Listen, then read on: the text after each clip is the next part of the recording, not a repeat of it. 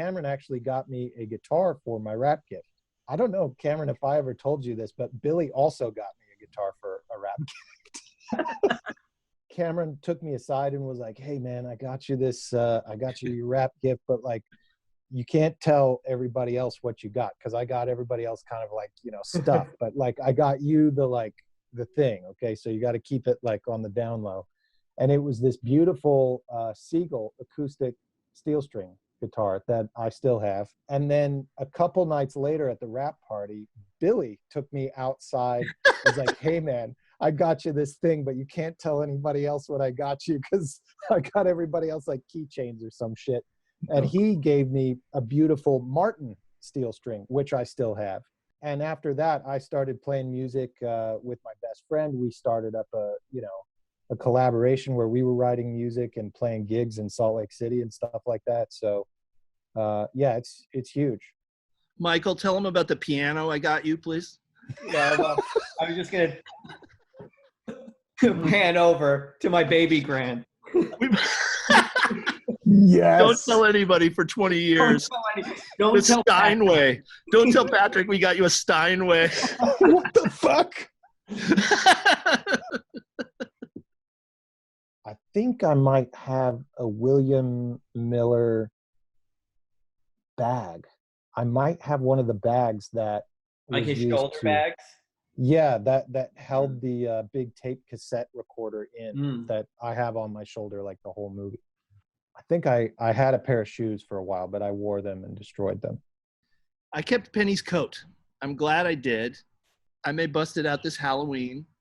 I take it out from time to time. No, Betsy Hyman made the coat, and it's just so great. I just thought, I have to make sure this doesn't disappear, and I took it home. Like, I only remember the non-filming parts of it. Like, I remember playing basketball and skateboarding and like doing school with Patrick. Like, those are the majority of my memories of like off camera. There was I saw some footage of the rehearsal of you going 11 in the car, and I didn't realize like you were rehearsing with Francis. Patrick came to know this mode really well over time, but like I got right in close to you and I'm going, you're dying, it's hideous and you're dying, and you're just like, okay, I got it. 11. You're 11. 11? So you skipped 5th grade. I was definitely young looking for my age, which There's too much padding in the grades. I taught elementary school. 11! I was 16 and I remember in the audition, I was like, oh man, I don't know if I should tell them that I'm so old because the character's going to be 15 or something like that.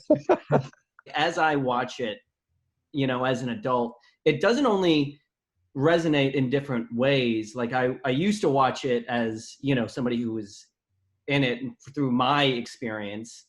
And then I would watch it and as like a teenager or like a young adult and be like, what a cool movie. Like, what a cool thing. Like, so the fact that I'm a part of it is so surreal. It really helps if you have somebody that's casting the movie with you that really gets you and gets what your dream is. And I've seen it a number of times where there's a casting person that just says, I'm going to live and die to get every part of this great. And that was Gail Levin on Almost Famous. And there's these great moments where somebody like Gail comes along and sees that there's this banquet of wonderful actors out there, many of whom haven't been seen before or little.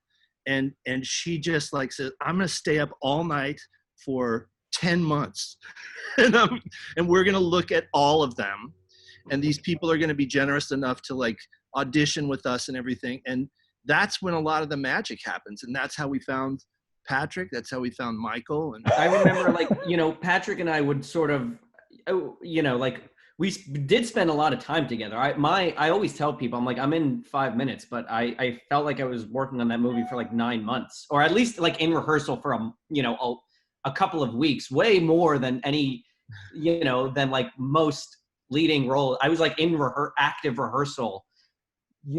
Like Cameron was really really great at kind of setting the table for creativity. He's like, yes, you are playing a character based on me, and I for sure like this wave that we're doing in the in my digital background here was sort of like an homage to, you know, the way that Cameron would wave at me during rehearsals. And I was like, I was trying to pick like some, you know, mannerisms or things like that to put in, but you know, Cameron was very, you know, like very forward about like, hey, I don't need an impression, I don't need an impersonator. So yeah, Michael and I ended up spending a lot of time together. Michael would come to watch rehearsals. I remember I was really into skateboarding, and the producers like were like, you should not be skateboarding, you know, much less you should absolutely not be taking the 11-year-old skateboarding who doesn't actually skateboard. Like, so irresponsible of me. Meanwhile, I'm like, yeah, come on, let's. I think we were in San Diego, like, Yeah. and there was like some drop outside the hotel, and I was like, come on, Mike, you can do this drop. Yeah. I never felt anyone on that movie was like looking for the next job or, you know, somewhere else. And I felt spoiled by so many of the passionate people playing even the smallest parts, you know. Cameron, it's a good observation, but I've been asked several times over the last 20 years how you know, how you get that that level of passion out of everybody, that level of craftsmanship, and my answer is usually like, you know, it speaks to your heart and your own like commitment, your own passion to get that, and that sort of vibration that I'm talking about. It's like, it's your way of just sort of existing through the world, you know. And if people can jam with that, like if people can harmonize with that, it's a very rewarding experience, creatively, personally, professionally. Like it's huge. I mean, it's like why we all do the thing. I guess I just didn't realize how many takes that I asked for. It was kind of like a through line. Everybody they interviewed, it's like, well, you know, there were a lot of takes. And so I just want to thank you guys both, you know, right now for all the takes. Because I had James Brooks's, you know, words in my head. Because I have such a wonderful time working with Jim, and he would always say, you know, buddy, you spend years on a script, you get out there, don't settle. You know, people will be wanting to push you along, and they'll be saying blah blah blah, you know, but you know, and I would think about that, and I would think, you know, well, that's true. You know, nobody ever said I saw the greatest schedule last week, Right? You know, but still, if you ever want to do it again, you have to make the schedule. So it's a little bit of the push and pull, but these guys were like, okay, let's do one more. And sometimes I would ask Kate to do like different readings on stuff. And she would do the reading, and then she'd say, Cameron Crowe, Jesus. It's like, well, cut that part out. But the part before it was really good. I remember actually the scene that I shot and reshot. I don't know how many times. It felt like 3 times or something that I was like called back in to reshoot a scene. It was the scene looking at the album covers. I think I shot that scene at least 3 times. And I thank you to this moment, because you caress the albums in the way that a real music fan does, you know. And it's like the artists, you know, in the time past the movie, like I've interviewed or run across some of the people whose albums are in that sequence, and they're like, you really treated my album really well there. And I'm like, that's Michael Angarano, man. It's like, you're not just flipping through them. You're just like, Joni Mitchell. Yes. Yeah. The thing is, when I auditioned for it, Cameron had rewritten the sides for the audition as though William Miller was actually a political journalist following a candidate on campaign. So the Russell character was actually a candidate, and William was, you know, writing about that. So I had no idea that it was about music. And then And then like Cameron, I don't know if you remember asking me like, hey, so do you like, are you into music? And I was like, not really, like I have a Chumbawamba CD. And it was like a step back where you're like, fuck, okay, well. I thought I was being clever. Poor Patrick, he's like done 2 weeks of research on the Kennedy era and all this stuff. It's like, so what do you think of Jethro Tull? Yep. I'm like, what? Okay. Yeah, who's he? But you cannot make friends with the rock stars. Okay. If you're going to be a true journalist, a rock journalist, first you never get paid much. I love the through line that there's like a reality. There's like the real people, like William's great confusion of when and where does this reality occur is like a very real thing with people like that. I usually gravitate towards people that are more like Cameron and more like William Miller. And so I end up, finding those people and developing relationships with them. But I've certainly met like, people, maybe actresses that I, was like really excited to meet. But it ends up being a completely different vibe once you, get in there and, get the nitty gritty of personal relationship. I feel like the same as Patrick. Like in my life, as I've gotten older, it's definitely, the people you gravitate towards are the people that are, are people who are honest and aware.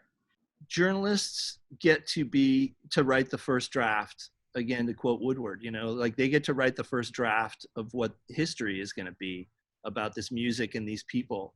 And they're not the enemy. They're a partner in the pursuit of truth and passion. And sometimes it gets sticky. And then sometimes you have a wonderful collaboration that happens because the person like Pete Townsend is just all about truth, and just lays it out. And he'll tell you stuff that's going to cause him problems within the band, but he's not going to lie. And those relationships are few and far between, but negotiating that at a young age was sometimes tough because Scorsese said this thing once that was amazing, which was anybody that was like a poster on your wall when you were 17, you'll always be 17 when you meet them, in real life for the rest of your life, because they're part of this they're part of your adolescence. They're almost privy to your secret thoughts, and that's a powerful thing to like be writing about one of those people while there's still a poster on your wall. And that's William Miller. And that's what he's got to grapple with, because at the end, when that guy walks into the room where the poster is still on the wall, William chooses journalism. What do you love about music? To begin with? Everything. I feel like because of a movie like Almost Famous, being uncool became very cool. It's like I know a lot of people around Silver Lake and Los Feliz who are not cool, but they're very cool. It's like a looser term, I feel now. So I think uncool is just kind of not, or I don't know, like having, again, integrity to be interested in whatever it is that you're interested in, not really caring if other people are.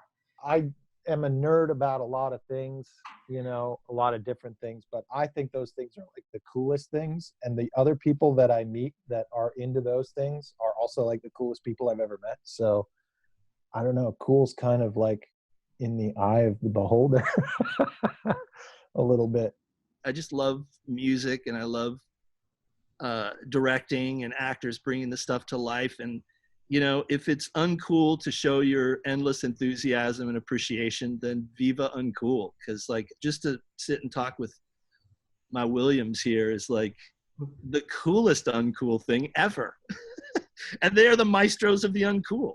It's a torturous path to try and define cool, isn't it? But you kind of wear the badge of honor if you show your passion without even considering, the impact that you're making or not making. You just got to go for it.